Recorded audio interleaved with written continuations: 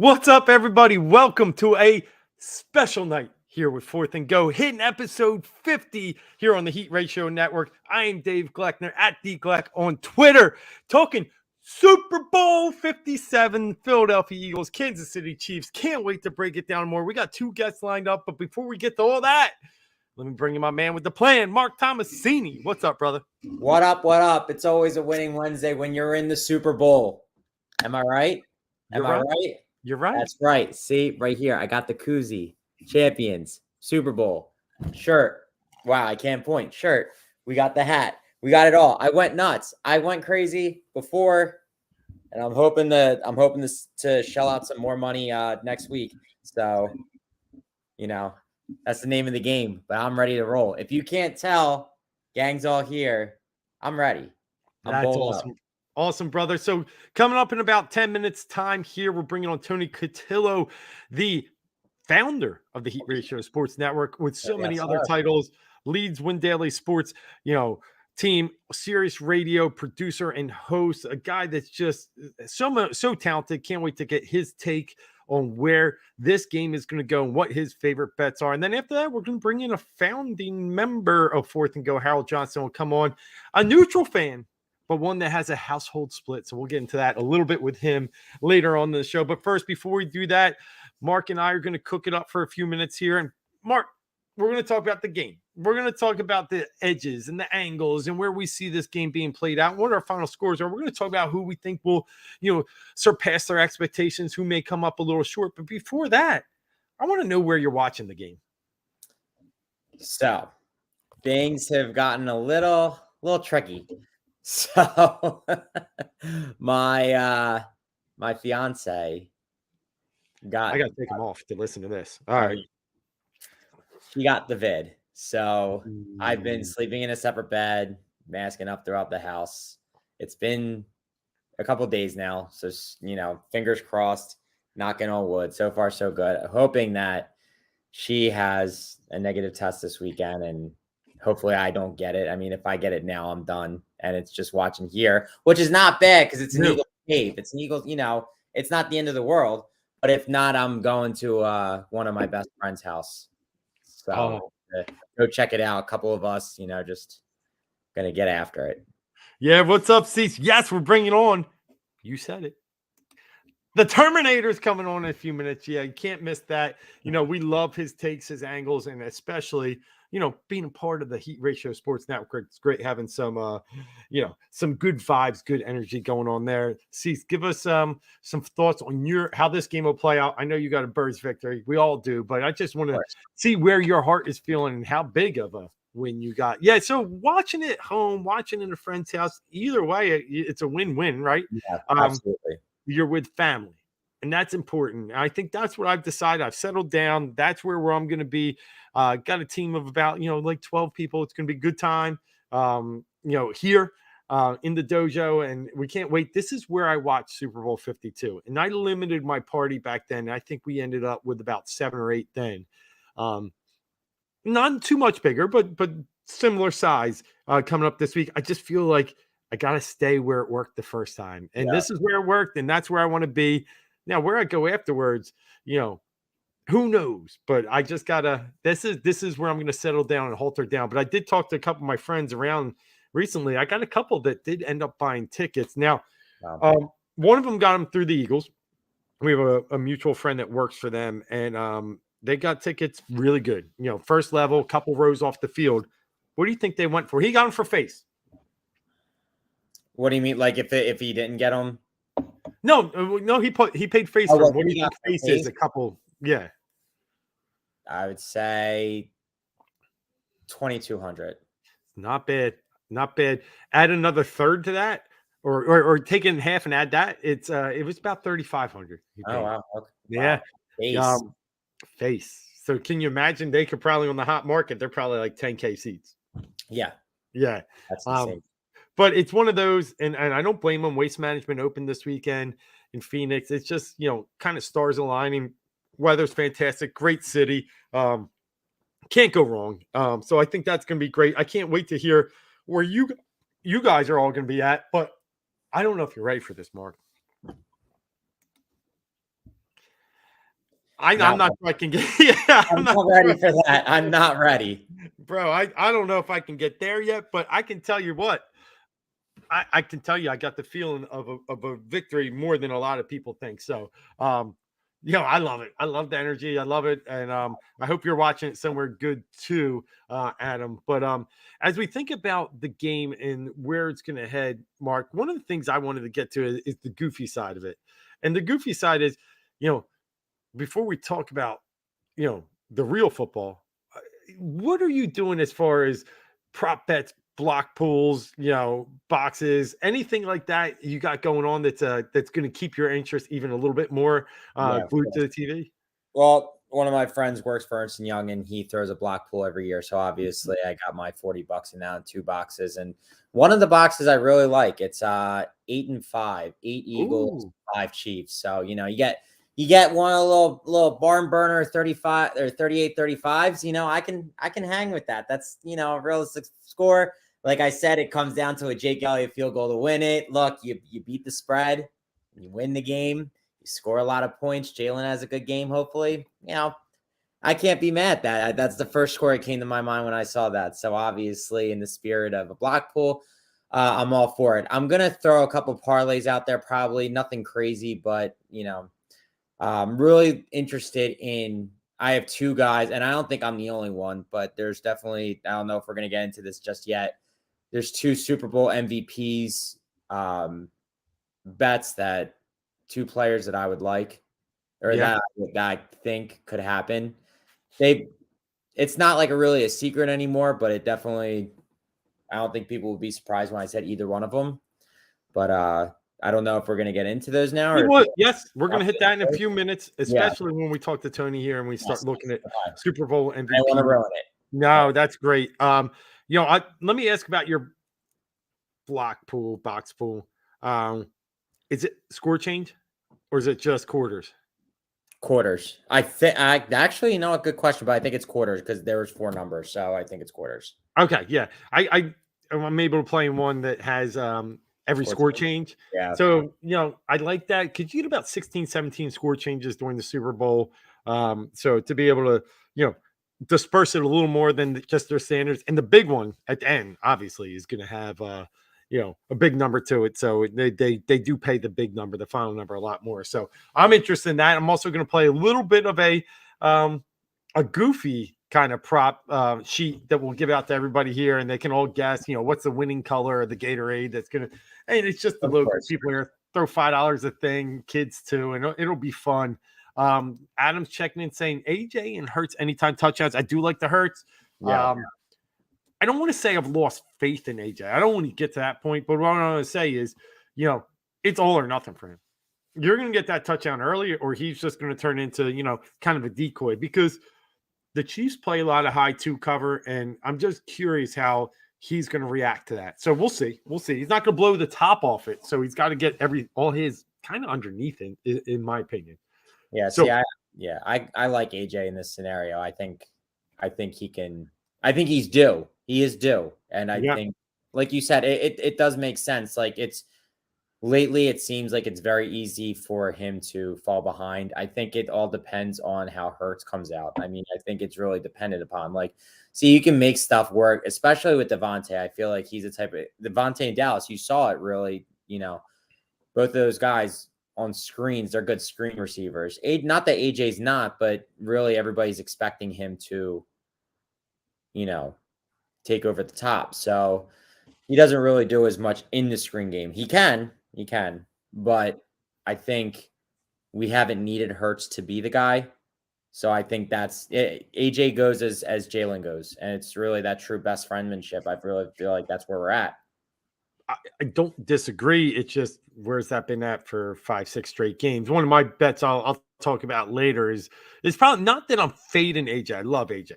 absolutely love the guy, but I just I feel like there could be a little bit going on in that knee or something in there that, they're going to be able to weigh on some other guys. AJ will still get there. He's getting minimum 4 catches, minimum 45, 50 yards. I'm just wondering, is he going to be that guy that almost had 1,500 this year? We'll see. We'll see. I sure hope so. I really do. I love Yeah, AJ of Brown. course. Yeah, no, I like the story is just huge for him, just coming here from Tennessee. And if he were to be able to have a big Super Bowl game, kind of like a, TO type of game, something like that, that would be just phenomenal. Yeah. Now, what he had against Patriots. Yeah, now some of the storylines coming into this game are obviously centered around the Kelsey brothers, which, Of course.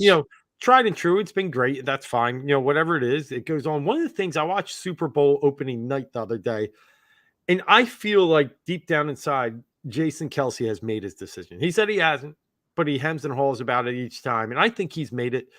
I really believe this is his last football game ever. I wanted to get where you think his mind is at. He can still play.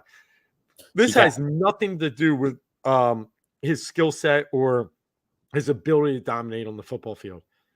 I just think if they win a second Super Bowl and they do it in this dominant of fashion, he's out. They got it, and I can't be mad at him. No, you can't be mad at him. I don't blame you. I think there's a better chance he's back, and especially if they were to lose. I think if they were to lose, I have no doubt in my mind he's not going to be okay with how good of a team this is. Now, I don't think he's going to make a decision quick, because I think he is going to wait and see what this team looks like after free agency, what they're dealing with. They're going to be at least a playoff team next year. I don't think there's any concern about that whatsoever. But I've talked about this before, and I'm not going to spend tonight doing it, but they have a lot of decisions to make, a lot of financial decisions to make. They can't keep everybody. It's going to could change the complete look of the team. Well, it could. Yeah, but it all depends on how much he really thinks they can go and do it. But I could see him going out on top and being happy about it. I mean, kind of the perfect way. If you were to win against your brother in the Super Bowl, Eagles Chiefs, he'll never catch him. You know what I mean? It's a one-up that you can't You can't tie it and you can't beat it. That's my take on Kelsey. Just listen to some of the interviews over the week here. One of the other interesting stories, has been the centralized focus on the two black quarterbacks. And it is a great story and it's a great situation. But when I see the two being interviewed, I see two different characters. Yeah. I see two different personalities. And one of the biggest things I'm taking away from Hurts and all of this, and I enjoy every second, is you can give him every question you want. A curveball, a fastball, a slider. The guy's sitting there calm as can be. It's not about him. It's about them. And it's about this journey and this destination that they need to finish. And I can't get enough of it. He is just a natural leader that really will not make this about him. Where on the other hand, you got Patrick Mahomes, who it's not about him, but he's goofy. And he's trying to make things laugh and be funny and be loose. So you got this stoic character in Hurts that, is so selfless, and you got this goofy, State Farm Mahomesy. Both are very refreshing, but give me that stoic, fierce, killer mentality, selfless leader. Jalen smells the blood in the water, and he knows he's not trying to lose his prey. He's not. He's trying to get this for everything it is. I mean, look, he needs this to cap off his story. He's, it's going to be a story for the ages if he goes and does this only in his second year as a starter after, being the guy, one of the best football players coming out of high school, to, making it to the national championship, getting benched, then coming back, then going to Oklahoma, then the Heisman thing, and then coming to the Eagles, following up in Carson Wentz's footsteps, taking his job, not being the guy. Now he's the guy, not accurate. He is accurate, though. Like, one of the most polarizing stories ever. You got all, and again, you, me, we were all in that where we just didn't know if he was going to be the guy. He's the guy. He's going to have that. And he holds on to that. And I think he knows that this is his opportunity to shut the naysayers up for good. If he does that, he wins this Super Bowl, he puts everything to bed and he gets to be the guy. And I really don't think it's going to change him that much. And the things that I love about him, the things that he was saying after, they do in the locker room after their wins, he always throws his sayings out there, and they ask the teammates and Sirianni, like, what their favorite quotes of his are, because he's got a lot and he sticks to them. I mean, he's going to be about it, is keep the main thing the main thing. The standard is the standard. Like, and that's what he's doing right now as he talks. He's keeping the main thing the main thing. He's not letting the media hoopla of the Super Bowl get to him. He's keeping the main thing the main thing, and the main thing is winning the Super Bowl. That's where I feel like we got a guy who can be the franchise quarterback. We always talked about the intangibles. Now we're seeing the skill. Yeah, no, I agree. And, let's both say, like, at some point, we both raised doubts about Jalen Hurts, but Rightfully they were, so. Regret it. but they were erased. I mean, for me, they were erased by week 2. Week 1 he was fantastic, but week 2 playing a very fan favorite, public favorite Minnesota Vikings and stomping on them and just coming down and throwing. I think the one was it to Quez that he got wide open right near halftime, a big bomb down the field that got him up like 17-0. Yeah. You just like, okay. You saw the arm. He actually threw him in stride. Yeah, something's different. And I thought that was awesome. But yeah, I think, what I've seen out of Jalen Hurts is just a complete dedication to his craft. Someone who just doesn't care about anything else except being better every day. He's looking to just improve and carry that chip that you've talked about from his days in Alabama to his days in Oklahoma to being drafted in the 2nd round to following Carson Wentz. He's carried that on his shoulder to be this type of quarterback, that type of dog. It's crazy and it's great and it's awesome to watch. I'm going to say it was probably week 3 for me when him and Devontae were going wild on Washington, and he had that deep ball that Devontae caught. I think it was like almost between 2 defenders. That's where I was like, all right, he did it last week throwing at the Quez like that, and now he's, he was able to make plays in coverage, in double coverage, single coverage, double coverage. I was like, yeah, I think we got something here. Yeah, it's been awesome. So I know we're getting excited for this Super Bowl. We're getting excited to bring on some guests in a few minutes here. I think we're just going to go 4-way in a second, but we'll bring Tony and Harold on in a minute. But before we get that, Mark, the other storyline I want to talk about the Super Bowl. We've talked Kelsey's, we've talked quarterbacks. The other big thing here is we got 2 teams at 16-3. We got 2 teams that have scored identical points. And then we got a situation here where we have Andy Reid, the ex-Eagles head coach of 14 years, coming back to play his team. And I don't think that it's getting a big enough kind of storyline of why he left here.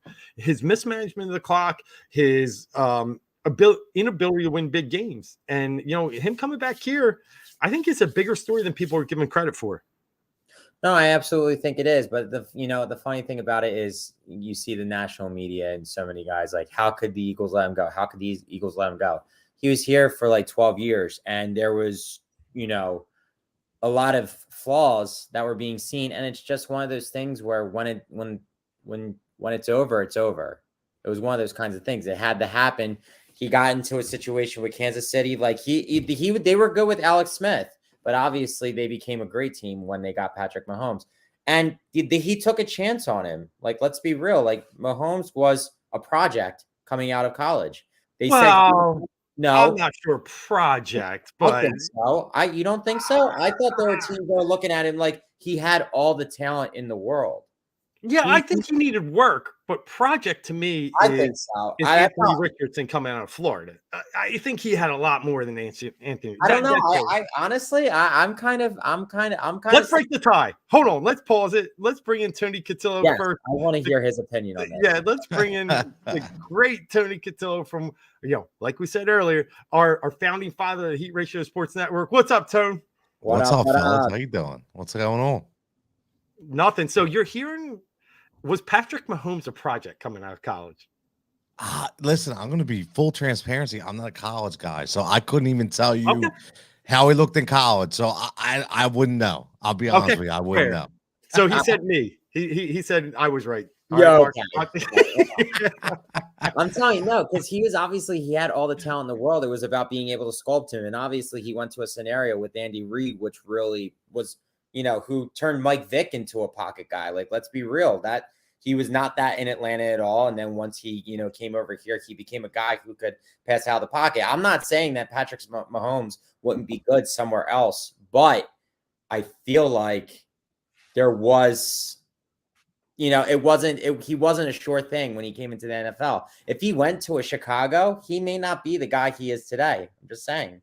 Yeah, No, listen, Andy Reid was a quarterback's coach for a reason, right? So no, I no, don't I agree with disagree. all. Yeah, I agree with I all know, that. I But know it's just I know it's the wording of project. I definitely think he was definitely a hit or miss. And like all guys are hit or miss, don't get me wrong. It's yeah, not and we're not. somebody's gonna make it, but he was more of a project than anything. That's how I remember him coming out. Well, here's where I agree with you. If he wasn't with Andy Reid, he probably wouldn't be this good. And I agree wholeheartedly with that. Andy Reid is special with these quarterbacks. He could have been this good, but I don't know what other coach had that kind of skill set to bring Patrick Mahomes here. But talking about skill sets, Tone, thanks so much for coming on Super Bowl edition here. We just wanted to get a flavor of the Philadelphia fan base, and we wanted to get your take of really where you think this game's the keys to this game are, and where you're looking to see the significant advantages, because I'm sure you're bleeding green on this one, but it's going to be a tough battle. Yeah, listen, number one, I'm excited because I don't think you could get a better matchup than the Eagles and the Chiefs. That's for first and foremost. But I think that one of the underlining battles, and I know Dave, we had kind of mentioned it the other night, and I was just on a KC radio station earlier, and I was talking about when you're not following the team, you don't really see what we see, right? So like just like for us, like there's probably little quirks for Kansas City that we don't know about because we don't follow them every day.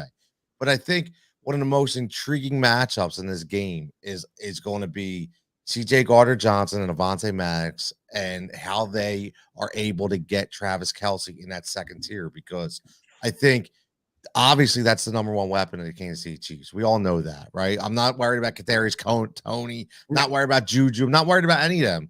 I'm worried about Travis Kelce. And Kazir White is one of the most athletic linebackers in all of football. And you're gonna have TJ Edwards sitting in running the spy on Patrick Mahomes. You're gonna have Kazir White that's gonna be following Mahomes if he goes on the right or the left. And then you need somebody to come down, and that's going to be CJ or Avonte. And listen, not a lot of people know who Avonte Maddox is, but he could play a big role in this game. You're so right. I watched Super Bowl 52 last night, a replay of it, and I saw Jalen Mills, terrible. Ronald Darby, just awful. Patrick Robinson. This is what we were rolling out there at quarterback. Yes. And now this year we got these two like Darius Slay, Bradbury, but people don't realize maybe the most important piece to keeping that pass game intact and be able to cover the middle of the field. That matters. You're so true. And I think that allows them to bring CJ Gardner Johnson up, right? It allows them, they snuck him up a little bit last game and put him in the slot even in some spots, right? They let him play cornerback. But now they can actually let him be free like Malcolm. Yeah, no, it's huge. Listen, this guy led the league in interceptions before he went out injured with 6, right? And I think he's actually a plus 750 for a pick in this game too. So I really like that play as well, because I think that Mahomes is going to try to do a lot more than he's used to, and I could definitely see a deflection falling in the hands of CJ for sure. So I love it. Let me ask you this, and then I'll pass one over to Mark. But you've been on Kansas City radio stations. You've been talking to some Chiefs, writers, some very respected people. How are they feeling right now? Here's the thing, if you're talking about the credible writers that honestly understand, they're feeling the same way. Listen, they're saying to us, they're scared of the defensive line, right? Because they know that their O-line is not strong, and they know that this is going to be a big test. Just like we're saying that Patrick Mahomes is the best quarterback we've faced all year. So, right. So, I mean, if you talk to credible writers that can be completely unbiased, you'll get that opinion. And that's why I think it's such a great matchup. And that's why I think it's going to be a close game. So following up with, you've been talking to people in Kansas City, what is their feeling on the type of game that Jalen Hurts could have? Like thinking about, is he like, how do they feel about Jalen Hurts? Like, obviously you said how we feel about Patrick Mahomes. Like even with half a leg, you're still like, it's Patrick Mahomes. What is their general take on Jalen Hurts? I'll tell you, to be honest with you, it's not what Chris Sims's take is. It's not on what, right? Right. It's not on all these, Nick Wright and all these other idiots. And I just broke my rule by saying I wouldn't give them any kind of airtime by saying their name. But they're saying exactly what we're saying. They're saying that the jump that this kid has made has been remarkable, and he was every bit, talked about in the MVP race, and rightfully so. I think they feel the same way we do. We love Jalen Hurts. Is he Patrick Mahomes? No. Can he be? Sky's the limit, right? But he's very, very good. And he's had a tremendous year. So they feel the same way. They look at Jalen and say that they don't see any weaknesses. They it's going to be a tough battle. And I talked to two today that specifically said that they're very scared of his legs, because that the one weakness in Kansas City is they have a tough time stopping mobile quarterbacks. And you remember one of my favorite bets from the Sirius show is Jalen Hurts rushing. So while we talk about bets here, we've had a few days since we had our last show, Tone, and I want to just give me two of your favorite bets going in this game. Not the game, but player props or anything out there that you're really looking at. Yeah, man. Listen, one thing I could say, and I we talked about it on Sirius, and I keep saying it because the Jalen Hurts anytime touchdown is almost like free money every week. I love it. Right? And in a game, let me give you this. Right. Yeah. Like your in boy, a game in this, there you go. Like, Adam's already on there. Adam's on there. He knows. Yep. Right. It's plus money, which I'm shocked at. Yeah. But the way they utilize him in whether it be in the red zone, whether it be, at the 50, whether it be designed runs, listen, and that sneak, that's just ungodly, unstoppable. There's no way he doesn't score in this game, right? There's no way he doesn't score in this game. Yeah, I really see it. Dave, I'm with you with the Russian. I know you were a little lower. I'm climbing the ladder. I'm going 60 plus on Jalen as the game. I think he gets at least 70 yards rushing in this game.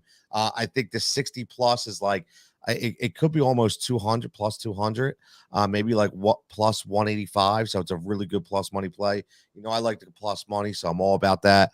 And I'll tell you what, man. I know Adam says AJ Brown, but I think this is a Devontae Smith. I'm with you. I'm with you. I do.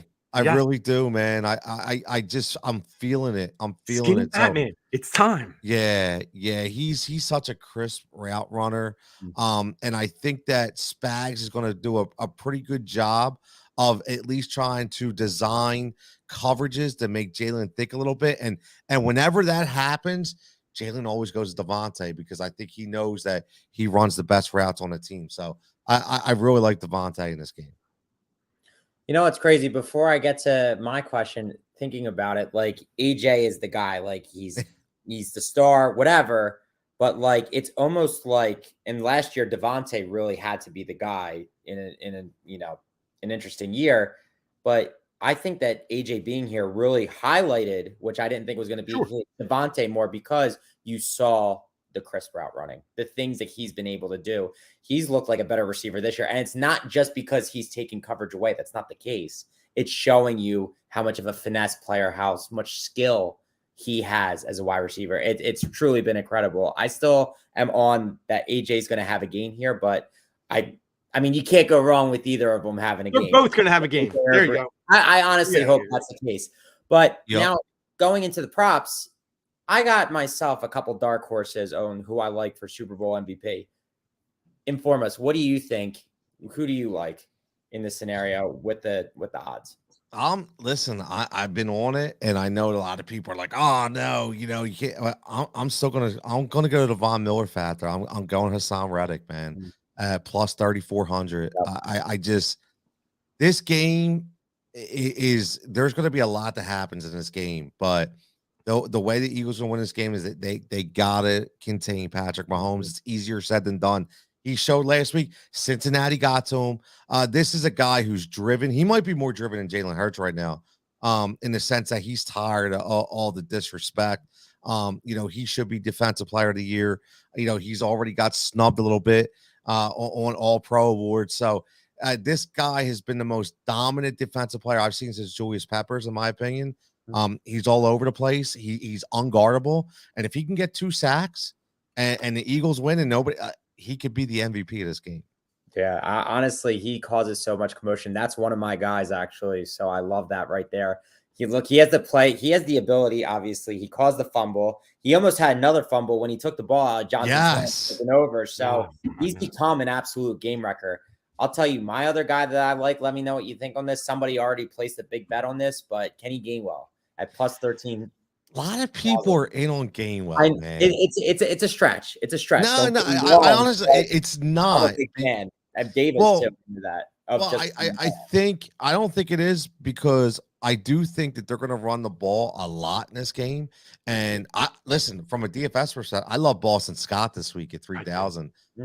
If anybody plays DFS, but I just think that, even though Miles Sanders is the guy, I still think that this is the kind of scheme that you're going to need a Kenny Gainwell and a Boston Scott in a screen game, in a flat game, short little slant routes across the middle. I just think that they're going to be huge.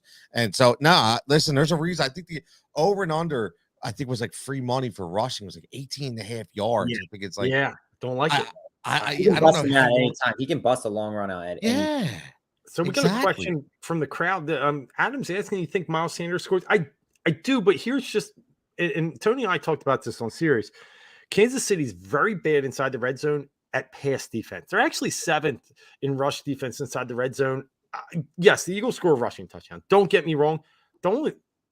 My fear there is it seems like Sanders gets it from outside 10. If we're inside 10, it hurts. I truly believe that. So he's going to have to get, and I don't think he scores. Yeah, that's why I don't want to bet outside 10-yard rush. I just don't want to do it. I don't think this is a Sanders game at all. I really don't. I think he gets yards. I actually think he has yards, maybe 50, 60. He'll grind. Yeah, he'll grind, but he's not going to get that big play. I don't see that big play. Well, they're going to sell out to try and stop this, right? Yeah. And they should. And that's why I think it's a bigger passing game for sure. So, Tone, I got you for another minute or two here. Give us the final score. That's it. No, let's just cut right to the chase. Give us the final score.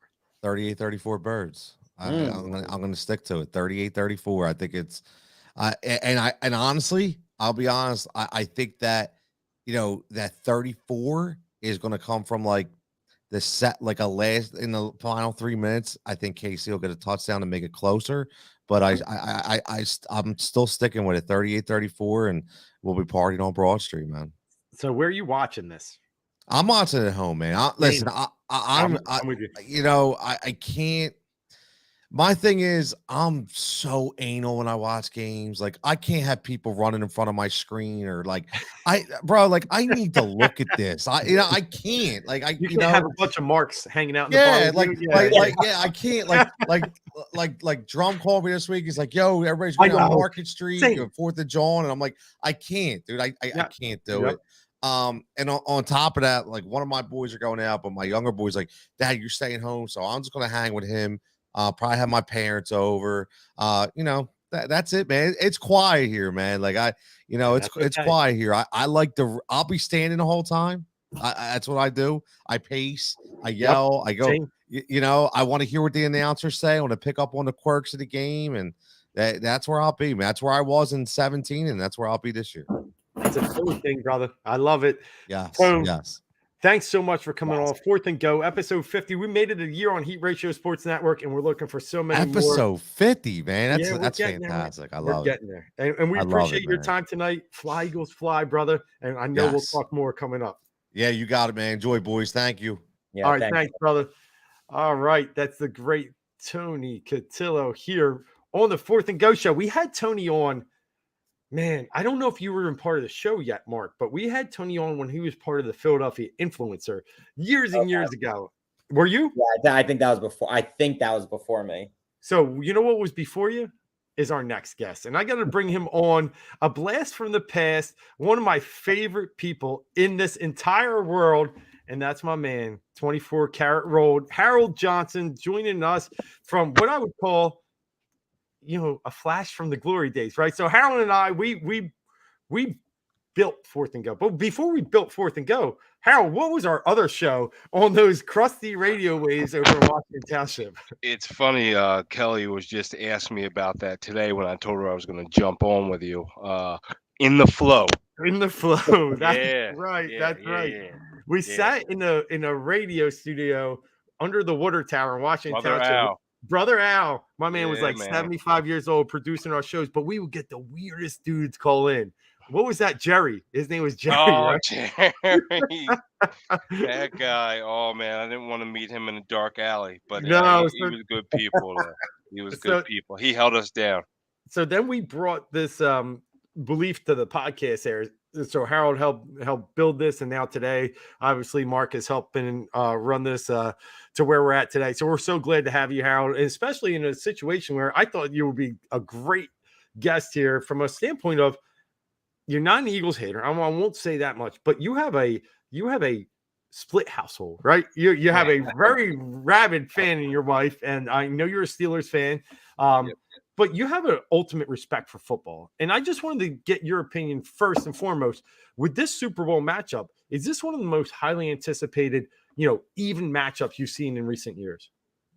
Even matchup, definitely. I mean, both teams 16-3. You even have to give the Eagles a little edge with them being 16-1 with Hurts. So they have even a better winning percentage than the Chiefs do with Mahomes. And I feel like the hype, and I don't know if it's other things going on in sports. I feel like maybe as we hit tomorrow, the hype will even build because of the Andy Reid storyline and the Patrick Mahomes trying to cement his trajectory onto being maybe the best QB ever to play in the NFL storyline. Both teams scoring the same amount of points and having Crazy. the same record, both being number one seeds. I think this is a tremendous matchup, and that'll kind of build to a crescendo as we're getting Thursday, Friday, Saturday. As long as Michael Irvin isn't hitting on any Oh yeah. female counterparts in the lobby. I think the crescendo is going to build to where we need it to be. All right, Marc, let me pass one over to you. All right. So when you look at this from kind of from an outsider's perspective, what are you looking for? Like, what is the matchup that you're looking forward to the most between these two teams? It's and this is trite, obviously, but it's both quarterbacks only because they both had injury concerns. I was reading some numbers on Hurts since he's come back from the injuries that he's had basically the same workload, but the Eagles have kind of, especially passes to the right side of the offense, switched to a more ball control, very short passing game there. He's run the same amount, but his yards per carry have been limited. And the Chiefs defense give up 16% more quarterback rushing yards than expected. So I think that's where Hurts is going to have to make his bones. Once he compromises their defense on the ground, I think Miles Sanders, Boston Scott, and my guy Dallas Goedert are going to kind of be his security blankets. And then with the Eagles defense, obviously 70 sacks, bringing the heat. Can Mahomes make those off-schedule plays? Is his high ankle sprain healed enough for him to make those off-schedule plays? Because obviously his guy and the guy that the Eagles are going to take away is Travis Kelce. Yeah. But can he make the off-schedule plays to Juju and Justin Watson and MBS? Can he do those the Patrick Mahomian things that he usually does? And those are the storylines.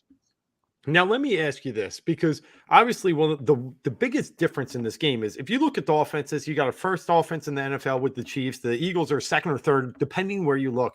The biggest gap is in defense, right? The Eagles are top 5 defense, top 2 in a lot of metrics, and the Chiefs down in the bottom half of the league at 17 or 18.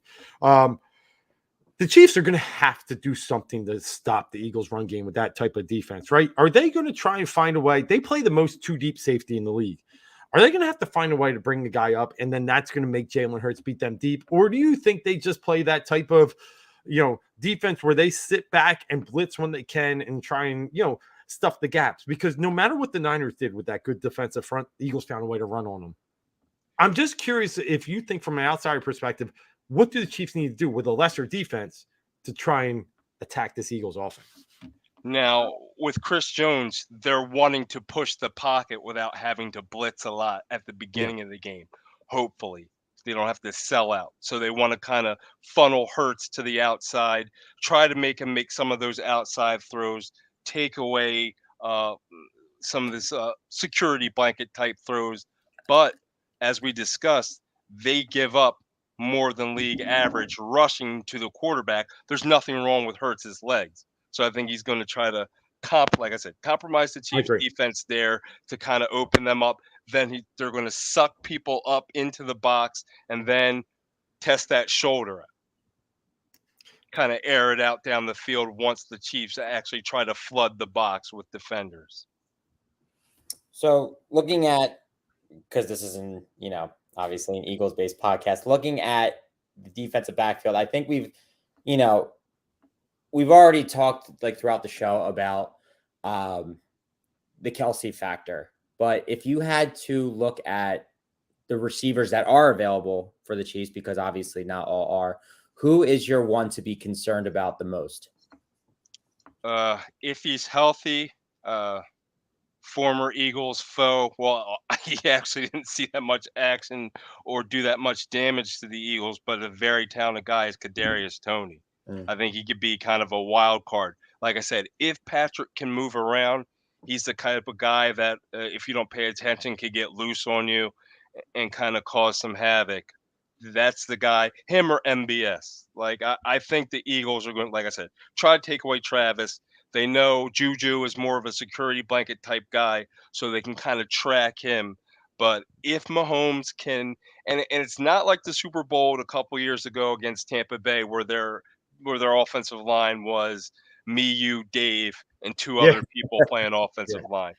Their offensive line is obviously should be, barring injuries during the game, much better. So that bodes well for Mahomes, especially if he can't move as well as he usually does. But if his ankle's okay, to answer your question, I say Kadarius and then MBS. So when we were, you live in the Philadelphia area your whole life. You've seen this from a broad view since we were in the 80s, right? What was your opinion, Andy Reid, when he was here? I kind of stick him and number 5 as a package. Okay. Yeah. A lot of winning, a lot of ultimate heartache, and maybe a little bit underrated by time that they had kind of unceremonious exits. Yeah. So, but he obviously learned a little more, got it over the hump. I, and one of our other best friends, we have a text chain going, and I kind of stuck in there one time. Is Big Red a top 10 coach of all time now? I think that's been put to bed. Now, if you want to put him in the bottom half of the top 10 coaches of all time, I think you can make an argument for it. He wins Sunday, then you have to start talking about him in the pantheon of coaches. All right, let me follow that up with this then, because I think that's a great segue. Just talking about Andy Reid, I could see him on fringe 10 between you being a Steelers fan and Andy Reid being, a double-time coach, Eagles and Chiefs. Tomlin or Reid? Both won Super Bowl. Andy Reid's as far as the genius factor goes, Andy Reid's a better X and O's coach. Now, who would get me motivated? Oh, yeah.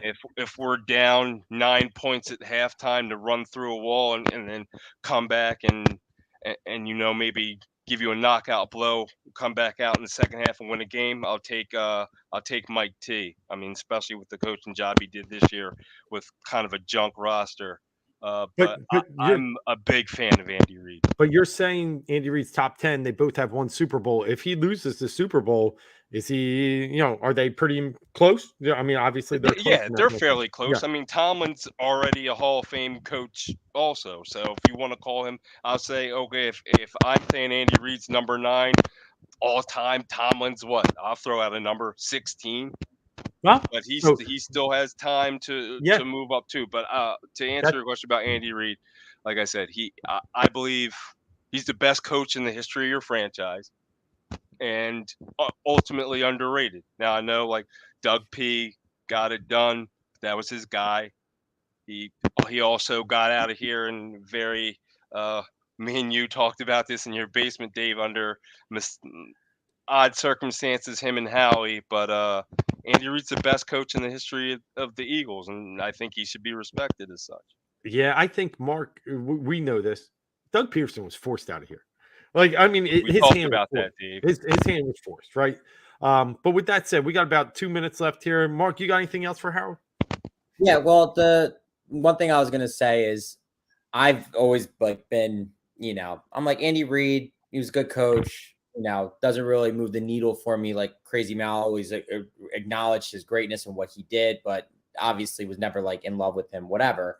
But honestly, looking back on it now, like had they gotten a receiver to like actually like honestly, I think kind of ownership held us back a little bit. Would you guys agree with that? Like, Well, yeah, when they got To, he was when amazing. we got To, we saw what they could do, but Yeah, like, no, I agree. So they never invested into the area that they needed to. That was the one come up that they fell short upon. So it makes you think like Andy Reid actually could have been looked at as one of the best coaches ever already, because Donovan probably wins a Super Bowl or two with some receivers. Now, real quick, Harold, do you dabble in gambling? I do. Keep it away from my wife, but yeah, it makes the games fun sometimes. Right. Is there anything that jumps out to you this weekend that you like, either props or the game itself?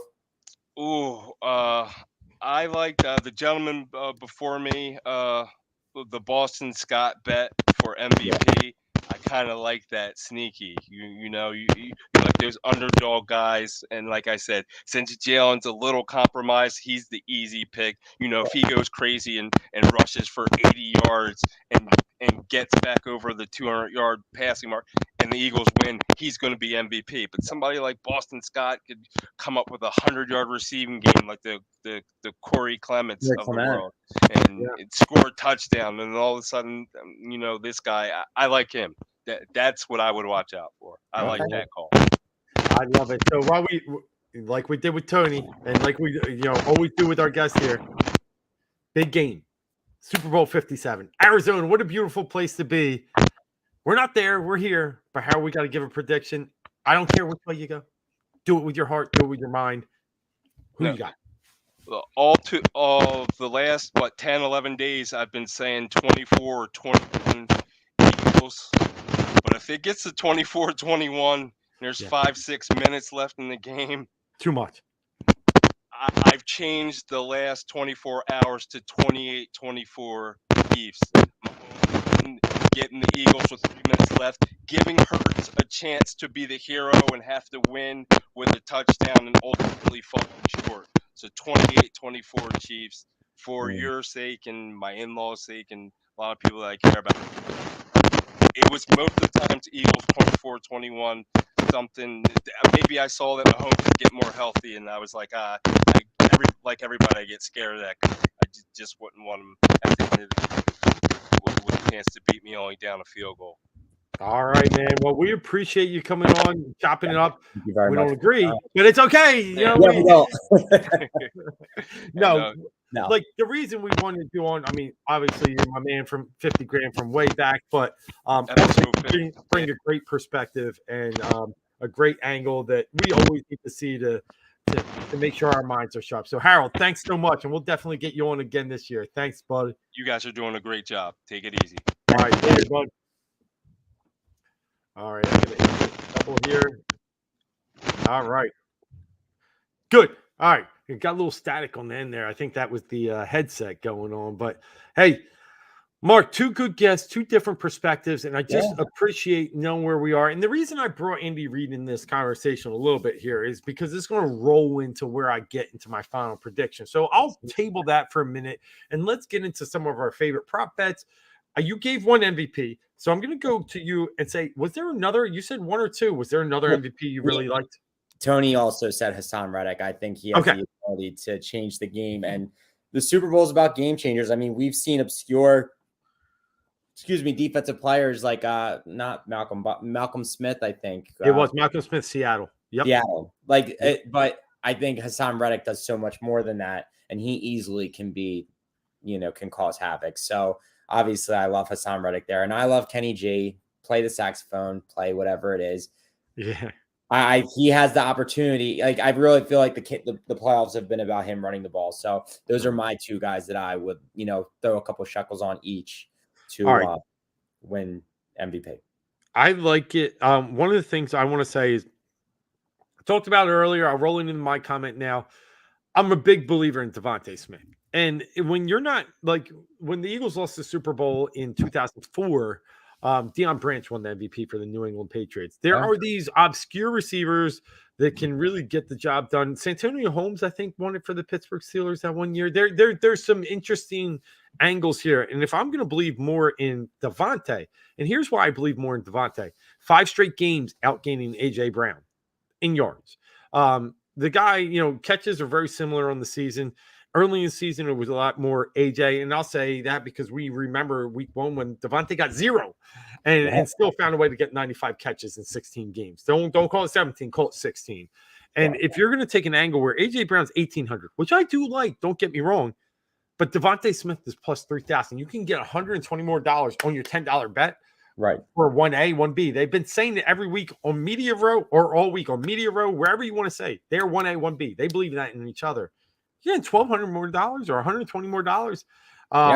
I'll take Devontae plus 3,000. And on to your guys' point, I do like Hassan Reddick. I really do. But I think a Hassan Reddick. So here's how Malcolm Smith, and I brought this up on Sirius Radio that other night. The reason he won it, fumble recovery, interception for a touchdown. You probably only need one of those in a key moment as a defender, and that's interception for a touchdown to really break free as the MVP. And that's where a big play slay comes in. At 80-1, I just think there's a little bit of shot here that this guy's going to jump on. If you can get a little bit of pressure on Mahomes and not have to worry about speed behind you, are you worried about Juju beating behind you? No. Are you worried about MVS? Maybe a little bit, but come on. I mean, I'm not that worried. What's the other one? Justin Watson. Right. I think I'm not worried about these guys getting behind me. I can peek a little more in the backfield. I can hope for a little extra pressure and maybe get one of those pick sixes that carries me to MVP. So 80-1 is hella money on Darius Slay, I feel. Yeah, no, I think I said this about, I believe it was the Giants game. Or was it San Francisco where I felt he was due? He's due. He's due for an interception. And for him to actually make a big play in the Super Bowl would be very fitting because he really had a hell of a first half of the season, kind of cooled off a little bit, but wasn't terrible. Obviously had some, mistakes here and there. I really think he's due. And I think this type of matchup gives him the opportunity to do that. He can, like you said, he can cheat a little bit. He can, kind of take what he's given. He's not dealing with Tyreek Hill. He's not, Kadarius Toney is a guy who has, closer to elite speed, but he doesn't scare you like that. I don't think he's not that type of guy.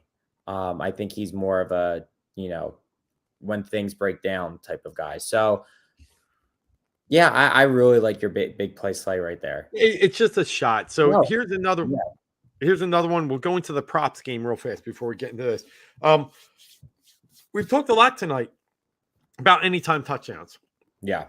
I like the Hurts anytime touchdown. I think Tony is getting somewhere. I know where Adam's getting, and I'm not hating the AJ Brown. Like I think that's beautiful. One I'll give you that I'm really just juicing up on is Dallas Goedert plus 150 anytime touchdown. The Chiefs are 19th in the NFL against tight ends this year. They're terrible in the middle of the field. And again, I highlighted the fact, I bring up that they were 21st in red zone defense against the pass. And I just think it's just they're going to have to pass the score in this game.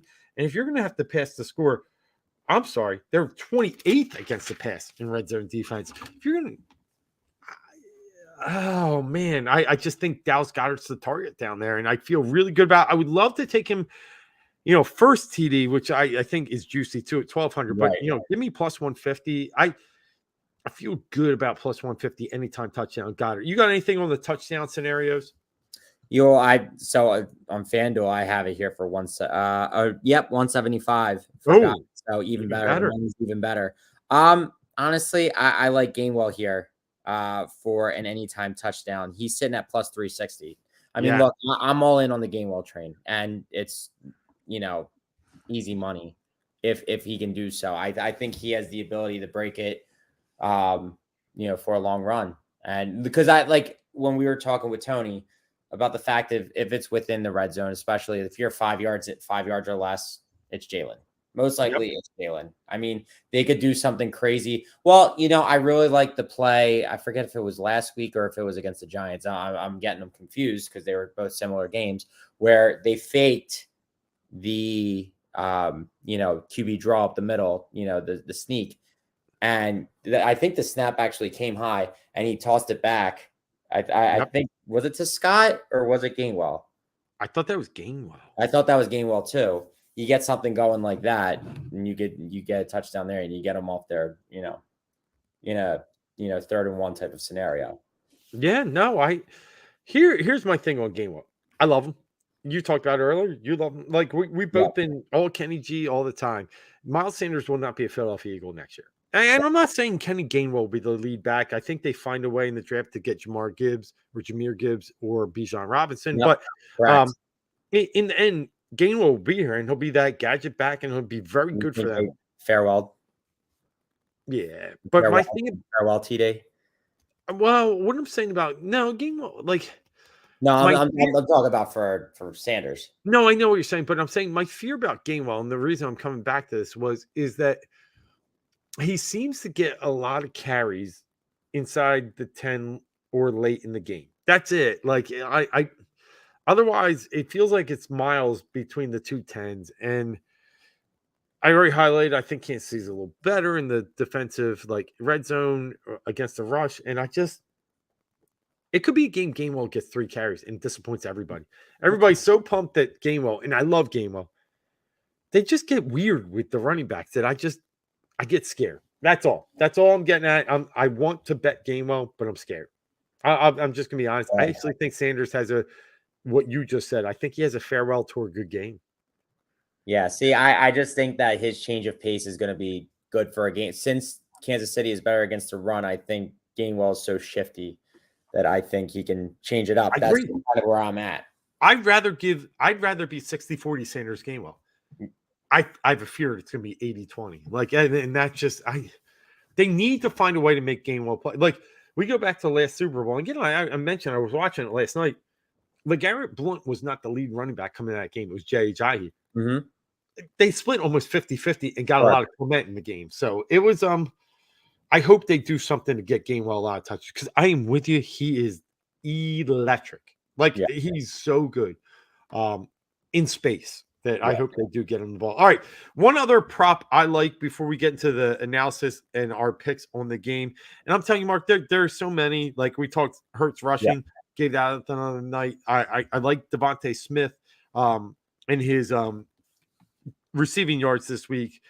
But if I'm going to go with another one, I'm just going to give a funny one out there. Will there be a 2-point conversion? I'm going to go yes. That's in some markets up to plus 200. Here's the thing. Harrison Butker, really bad extra point kicker. He missed a ton this year. And I don't have the exact number in front of me. I think it was around 6. Jake Elliott missed an extra point in the Super Bowl in 52. There were a lot of 2-point conversion attempts in that game. One did come through. So it's I just think you're going to get 2 or 3 attempts. Give me a shot that one of them hits at plus 200. I think there's a good chance at that. And even if you don't miss an extra point, there could be chances where you do have to catch up. This game's going to be played with pace. These two teams are top 5 in the league in pace. They play fast. So I think they're not going to settle for field goals. I think there's going to be 4th downs.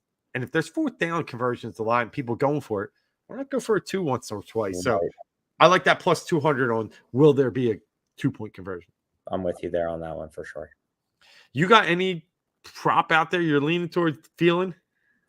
Yeah, no, I just saw will there be a scoregami? I don't think so. I think we're gonna have more of a run of the mill type of score for the Super Bowl. I haven't, gotten my hands on the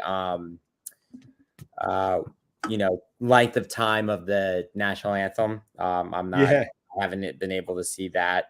So no, at the moment I don't have anything further when it comes to those, one-offs. All right, good stuff. All right, let's get into the game. What the people are waiting for. We're right at the hour mark here. All Super Bowl, all day. Philly 4 for 4 plus so much more. We are fourth and go. Dave Gleckner, Marc Tomasini. Let me say it again for the Heat Ratio Sports Network. Been doing this for a long, long time. Been loving it, but there's not that many opportunities that we get to talk about the big game. The last time we talked about this big game, Mark, Chris, other Mark, and I were in the studio, and Mike Salmon jumped into it, and we just sat there and broke down the game.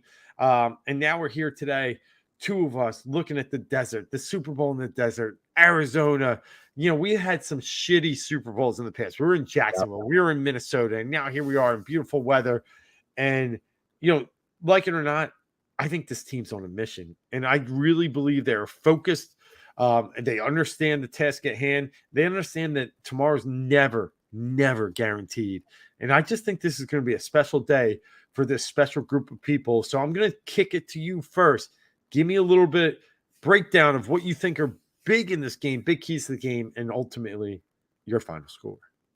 I think our offensive line, we're able to protect Jalen. I think they're ready to go on all cylinders. I think Lane Johnson's going to be able to protect.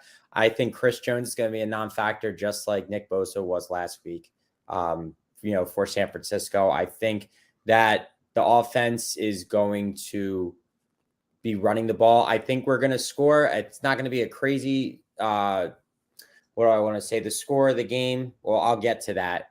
But when it comes to, the offense is going to look good, but I think we're going to be running the ball a lot. I really think that that's going to be the case. I think we're going to dominate up front. And I think the defense is going to be able to hold Patrick in check. I think Travis Kelce will get his. And I think it will be a tight game, back and forth. But like I said, I really like because the game is about the trenches. And I think the Eagles just have both sides. And I think that's going to be why they are going to come out on top in this game. So coming to that, it's going to be a nail biter. I think it's going to be closer than we want it to be, because there's been so many people who are like, we're going to roll them. We're going to roll them. As much as I would love to believe that, I hate that everybody believes it, because it's like one of those things. It's like too good to be true. And then before you know it, you're disappointed. But I think that if the Eagles just do what the Eagles have been doing all year, it's simple. If they keep the main thing, which Jalen preaches, they're going to keep the main thing, and they're going to win this game, and they're going to win it 28-25, because that's where I see one. It's hopeful, obviously, for my scenario, but I really think the Eagles are going to put up 4 touchdowns, and I think that they're, then this goes to the 2-point conversion. I think at some point the Chiefs are going to make a 2-point conversion. They're going to, try. I think it's going to come down to kind of similar to the end of our Super Bowl against the Patriots, where, the Eagles had to stop on defense. We have to stop them from trying to kick a field goal, tie the game, and put it in overtime. I think it could be one of those types of things. Like, it's going to be nail biting with Patrick Mahomes, with 45 seconds left. Can the Eagles defense step up to the plate? And I think they do. So I have 28-25 Eagles when we're hoisting up the trophy. We're getting after it. We're waving our towels. We're drinking our beers. We're popping bottles down the street. We're going on Broad Street. We're going to a parade. We're getting after it. Eagles 28, Chiefs 25. Love the hype. The hype train's real. So there's a couple angles I'm taking at this. First off, Andy Reid here. I talked about earlier. I will come full circle. When he was here with the Philadelphia Eagles, he was 1-4 in championship games, in conference championship games, and 0-1 in Super Bowls, 1-5 in big games. And then when he went to the Chiefs, yes, they've been winning some of those conference championships, but still, I mean, I think Mahomes has been to 5 in a row, and they're 3-2. It's not like they're like killing it, right? They've lost some. And then when we get to the Super Bowl, when we look at what happened, they got absolutely dominated by the Tampa Bay Buccaneers a few years ago, 31-9. And they were down 20-10 in the fourth quarter against San Francisco 49ers, and found a way to score the last 21 points. But I think it took a little bit of luck and a little bit of fortune, a little bit of opportunity. Again, Andy Reid was not ready to coach that. Well, not ready to coach might be a wrong term here, but he was not prepared enough to be able to face these monstrous defenses and these teams that could punch him in the mouth. Yeah. San Fran had that game and let it slip in the last 7 minutes. For 53 minutes, they had that game. and they let it slip. Tampa had it the whole time and had that ferocious defense. What do the Eagles have? A ferocious pass rush, one that can punch you in the mouth. Listen, Andy Reid has been known to lose big games. People do not realize that. So hold that thought. We had an opportunity in the middle of the season here when we lost a couple defensive linemen. Most importantly, our first-round pick in Jordan Davis. And we brought in a guy named Ndamukong Suh. Mark, do you remember the Super Bowl Ndamukong Suh won? Do you remember who he played for? Tampa Bay. Tampa Bay. When Ndamukong Suh came here, and who did they beat? The Chiefs. The Chiefs. When Ndamukong Suh came here, he said, I have twins. I won one ring that day. I want a second one. Can you imagine the stars aligning and the moon shining and thinking about Ndamukong Suh being a factor in this game? Maybe, maybe not. But guess what we know? He beat the Chiefs in his first Super Bowl for his first twin. He's got another twin born on the same day, just minutes apart. Could he beat the Chiefs again and have 2 Super Bowls against the Chiefs? Hell yeah, he will. We got a coach that can't win big games, even though he has a great quarterback. We got a guy that came here to win the big game, and we got a team that's only been focused on one thing, and that's the destination. The journey's been great, but they're focused on the destination. Nick Sirianni can say goofy things. He can say all these things about Flowers. I watched him in the recent interviews in the Super Bowls. He is a poised, understanding. He's a more mature, developed person. The pandering's gone. Yes, he likes to be a little bit emotional. That's okay. Yeah. You know who's been emotional with the head coach and people don't like him? Brian Daboll. He won Coach of the Year, or is going to, or someone else. Nick Sirianni won't. Guess what? That's motivation. Guess who won't win MVP? Jalen Hurts. That's motivation. Guess who won't win Defensive Player of the Year? Hassan Reddick. That's motivation. All these things round up into one thing. The Eagles are the dogs. They wore the mask, even though you didn't see it like the Super Bowl 52 team. They wore it silently. They wore it blindly. They're going to wear it proudly come Super Bowl 57 at the end. They're going to dominate this game. I got 31-20. I feel so proudly and so confident about this game. This team was meant for this moment. They're never going to be this good, this together again, because Mark said it earlier in the show. There's going to be a lot of changes at the end of the year. But because they got number one telling them, this is our time. This is what we got to do. He's not looking at anything else. They're going to get it done. Eagles are going to be Super Bowl champions the second in 5 years, and they're going to start building something that could be potentially a dynasty in this league. I can't wait. Let's go. 7 champs. Mark, I'll give you a couple minutes here. Any final thoughts, comments? Look, I mean, my nerves are going to be shot no matter where I'm watching it, but it's a great time to be a Philadelphia fan. Things are looking up, and we just got to cherish this moment. Regardless, deal with it, be excited about it, take it all in, soak it all up, because like I've said, and you alluded to it, and I've talked about in the past, we don't know if we'll ever be back at this moment again with this team. Like this team, the way it's constructed right now, will never play another football game together again. Right. They will not. There will be changes, and there will be key changes. So let's enjoy this. And I really think that they are not going to squander this opportunity. If they lose, it's because KC was the better team that day, not because they didn't show up. That's the only way that the Eagles are going to lose this game. I just don't see them losing their focus like this. Not now. They made it this far with all that focus. I agree. And they're going to teach the world something. There are a lot of people, oh, they didn't play anybody. Oh, they didn't do this. They didn't do that. They've been saying it all year. Guess what? You ain't going to say it no more come Monday, come Sunday night, because the Eagles were the best team in the NFL. And they're going to be a team to reckon with for many, many years. Mark, let's get one Eagles chant on the way out of here. You ready for it? Yes, sir. On 3, 2, 1. E-A-G-L-E-S. Eagles. Whatever.